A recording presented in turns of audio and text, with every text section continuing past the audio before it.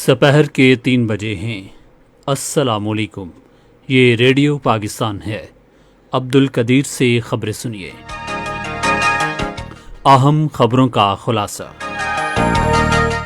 وزیر اعظم نے اسلام آباد جیل منصوبے کی تعمیر میں تاخیر کا جائزہ لینے کے لیے کمیٹی قائم کی ہے۔ وزیر اطلاعات نے یقین دلایا ہے کہ حکومت ملکی زبانوں کے فروغ اور تحفظ کے لیے علامہ اقبال اوپن یونیورسٹی کو لنگوسٹک مینجمنٹ سسٹم کے قیام میں مکمل تعاون فراہم کرے گی۔ 5 سال تک عمر کے بچوں کو پولیو سے بچاؤ کے قطرے پلانے کے لیے ملک بھر میں انسداد پولیو مہم آج شروع ہوئی۔ وزیر خارجہ نے آج کراچی میں peoples intra district bus service کا افتتاح کیا، جس کا مقصد سستی اور اعلیٰ معیار کی سفری سہولت فراہم کرنا ہے۔ اگلے مالی سال کے لیے گلگت بلتستان کے بجٹ کا اعلان آج کیا جائے گا۔ اور کل جماعتی حریت کانفرنس نے گروپ 20 کے رکن ممالک کو اقوام متحدہ کی جانب سے تسلیم شدہ متنازع علاقے جموں کشمیر میں اپنا اجلاس منعقد کرنے کے ذریعے عالمی ادارے کی ساکھ کو نقصان پہنچانے کے بارے میں خبردار کیا ہے۔ اور اب خبریں تفصیل کے ساتھ۔ وزیر اعظم شہباز شریف نے اسلام آباد میں جیل کمپلیکس کی تعمیر میں تاخیر کا نوٹس دیتے ہوئے منصوبے کی تکمیل میں تاخیر کا جائزہ لینے کے لیے کمیٹی تشکیل دی ہے۔ آج جاری کیے گئے احکامات کے مطابق وزیر داخلہ رانا ثناء اللہ کمیٹی کے سربراہ ہوں گے۔ وزیر اعظم نے کمیٹی سے 1 ہفتے کے اندر رپورٹ بھی طلب کی ہے۔ وزیر اعظم نے اگلے مالی سال میں منصوبے کو مکمل کرنے کی بھی ہدایت کی اور منصوبے کی جائزہ کمیٹی قائم کی۔ اسلام آباد جیل کمپلیکس دنیا کی جدید جیلوں کی طرز پر تعمیر کیا جا رہا ہے۔ عمارت کی عدم تعمیر کے باعث گزشتہ 60 سال سے اسلام آباد کے قیدیوں کو اڈیالہ جیل بھیجا جاتا ہے۔ جدید جیل سیکٹر H16 میں موٹر وے کے قریب 90 ایکڑ رقبے پر تعمیر کی جا رہی ہے۔ جیل حکام کے لیے تربیتی سینٹر بھی اس منصوبے کا حصہ ہے۔ صنعتوں اور پیداوار کے وفاقی وزیر سید مرتضیٰ محمود نے آج لاہور میں وزیر اعظم شہباز شریف سے ملاقات کی۔ ملاقات میں باہمی دلچسپی کے امور پر تبادلہ خیال کیا گیا۔ اطلاعات و نشریات کی وزیر مریم اورنگزیب نے کہا ہے کہ زبان مختلف ثقافتوں کو متحد کرنے کا ایک مؤثر ذریعہ ہے۔ وہ آج علامہ اقبال اوپن یونیورسٹی میں لینگویج ڈاکیومنٹیشن کے موضوع پر 4 روزہ بین الاقوامی تربیتی ورکشاپ سے خطاب کر رہی تھیں۔ وزیر اطلاعات نے زبانوں کی اہمیت کو اجاگر کرنے اور انہیں ترقی دینے کے لیے اقدامات کرنے پر علامہ اقبال اوپن یونیورسٹی کو سراہا اور انہیں افسوس کا اظہار کیا کہ پاکستان میں بولی جانے والی 80 زبانوں میں سے 26 کو اپنی بقا کا خطرہ لاحق ہے۔ اور انہوں نے کہا کہ اس ورکشاپ سے ایک نیا باب کھلے گا جس سے زبان اور ثقافت کے درمیان رابطے کو نمایاں کرنے میں مدد ملے گی۔ اور انہوں نے یقین دلایا کہ حکومت ملک میں زبانوں کے تحفظ اور فروغ کے لیے لنگوسٹک مینجمنٹ کا نظام قائم کرنے میں علامہ اقبال اوپن یونیورسٹی کی معاونت کرے گی۔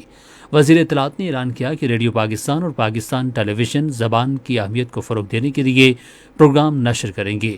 انہوں نے کہا کہ اطلاعات و نشریات کی وزارت اس مقصد کے لیے ڈیجیٹل سمیت اپنے تمام پلیٹ فارمز فراہم کرنے کو تیار ہے۔ پاکستان نے برکس اجلاسوں کی کامیاب میزبانی پر چین کو مبارکباد دی ہے۔ دفتر خارجہ کے ترجمان نے برکس اجلاس کے موقع پر عالمی ترقی کے بارے میں اعلیٰ سطح کے آن لائن مکالمے سے متعلق ذرائع ابلاغ کے سوالوں کے جواب دیتے ہوئے کہا کہ ہم ترقی پذیر ملکوں کے مفادات کے فروغ میں چین کے کردار کو سراہتے ہیں۔ انہوں نے کہا کہ پاکستان عالمی برادری کو درپیش مسائل سے نمٹنے کے لیے برکس کے رکن ملکوں سمیت تمام ترقی پذیر ملکوں کے ساتھ تعاون کو تیار ہے۔ عاصم افتخار احمد نے کہا کہ پاکستان نے چین کے ساتھ مل کر عالمی امن، مشترکہ خوشحالی اور ترقی کے لیے آواز بلند کی۔ ترجمان نے کہا کہ پاکستان اور چین سدا بہار، تصویراتی شراکت دار اور چٹان کی طرح مضبوط آہنی بھائی ہیں۔ اور انہوں نے کہا کہ دونوں ملک دو طرفہ اور کثیر الجہتی سطح پر ہر طرح کے تعاون کے لیے مکمل طور پر پرعزم ہیں۔ مختلف دورانیوں کی انسداد پولیو مہم ملک بھر میں شروع ہو گئی ہے۔ اس دوران 5 سال تک کی عمر کے بچوں کو پولیو سے بچاؤ کی ویکسین کے قطرے پلائے جا رہے ہیں۔ پنجاب میں محکمہ صحت کے 39,000 اہلکار 1 ہفتے کی اس مہم میں حصہ لے رہے ہیں۔ صوبے کے 7 اضلاع لاہور، راولپنڈی، فیصل آباد، ڈی جی خان، بہاولپور، لیا اور میاں والی میں 50 لاکھ بچوں کو انسداد پولیو ویکسین کے قطرے پلائے جائیں گے۔ ادھر کراچی اور حیدرآباد ڈویژن سمیت سندھ کے دیگر متاثرہ اضلاع میں بھی آج انسداد پولیو مہم شروع ہوئی، جبکہ لاڑکانہ، سکھر، شہید بنظیر آباد ڈویژنز میں یہ مہم بدھ سے شروع ہوگی۔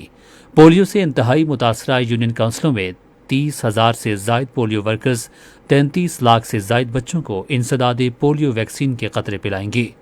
خیبر پختونخوا میں 5 روزہ مہم کے دوران 26 لاکھ بچوں کو انسداد پولیو کے قطرے پلائے جائیں گے۔ 11,000 سے زائد ٹیمیں مہم میں حصہ لے رہی ہیں۔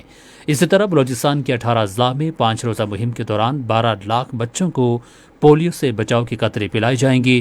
مہم میں 4,900 ٹیمیں حصہ لے رہی ہیں۔ یہ خبریں آپ ریڈیو پاکستان سے سن رہے ہیں۔ وزیر خارجہ بلاول بھٹو زرداری نے آج کراچی میں peoples intra district bus service کا افتتاح کیا، جس کا مقصد سستی اور اعلیٰ معیار کی سفری سہولت فراہم کرنا ہے۔ پہلے مرحلے میں ماڈل کالونی سے ٹاور تک 29 کلومیٹر طویل روٹ پر 30 بسیں چلائی جائیں گی۔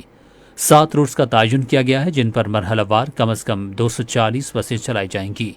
صوبائی وزیر ٹرانسپورٹ شرجیل انعام میمن نے ایک بیان میں کہا کہ پیپلز بس سروس کا کرایہ 25 سے 50 روپے تک ہوگا۔ انہوں نے کہا کہ پاکستان پیپلز پارٹی ہمیشہ شہر کی ترقی کے لیے کوشش کرتی رہی ہے۔ واضح رہے کہ پیپلز بس سروس بس ریپڈ ٹرانزٹ لائنز BRT کے سے الگ منصوبہ ہے۔ خیبر پختونخوا کے وزیر اعلیٰ محمود خان نے دیر زیری میں ایک اسکول کی دیوار منہدم ہونے کا سخت نوٹس لیا ہے۔ وزیر اعلیٰ نے کمشنر مالاکنڈ ڈویژن کو معاملے کی تحقیقات کرنے اور رپورٹ پیش کرنے کی ہدایت کی ہے۔ محمود خان نے ہسپتال انتظامیہ کو ہدایت کی کہ وہ زخمی طلباء کو علاج معالجے کی بہترین سہولت فراہم کرے۔ واضح رہے کہ ضلع دیر زیری میں آج صبح اسکول کی دیوار گرنے سے ایک بچہ جاں بحق اور 7 زخمی ہو گئے۔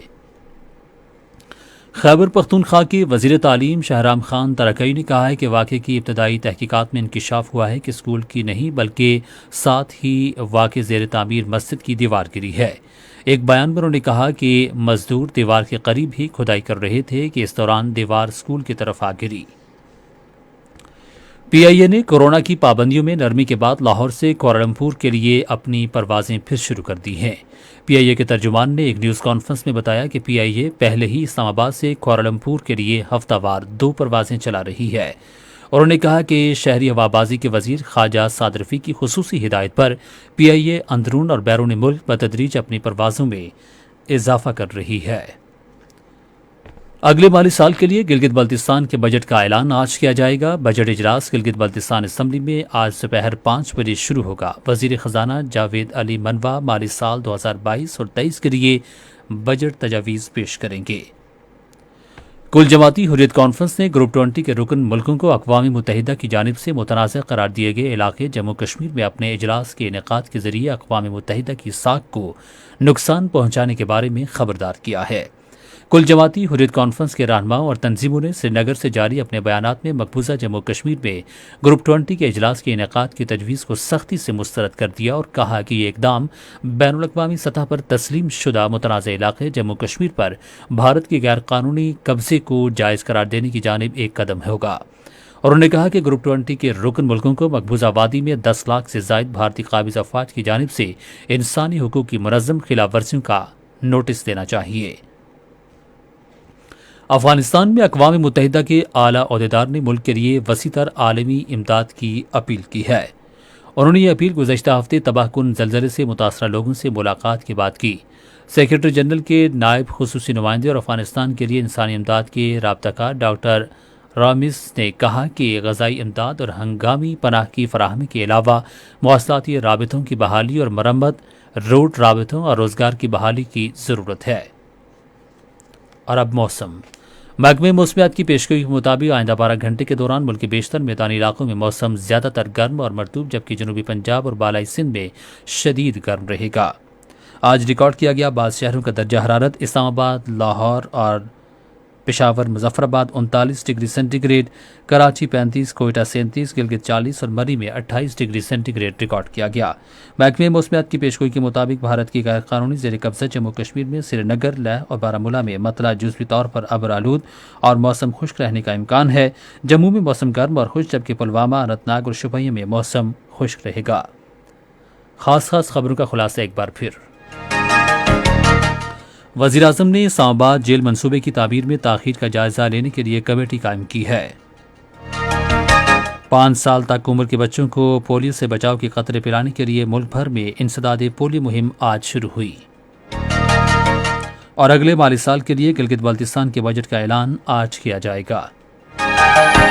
اسی کے ساتھ خبریں ختم ہوئی۔ مزید خبروں اور تجزیوں کے لیے ہماری ویب سائٹ ہے radio.gov.pk اور فیس بک کے لنک ریڈیو پاکستان نیوز پر آپ براہ راست ویڈیو سٹریمنگ بھی ملاحظہ کر سکتے ہیں۔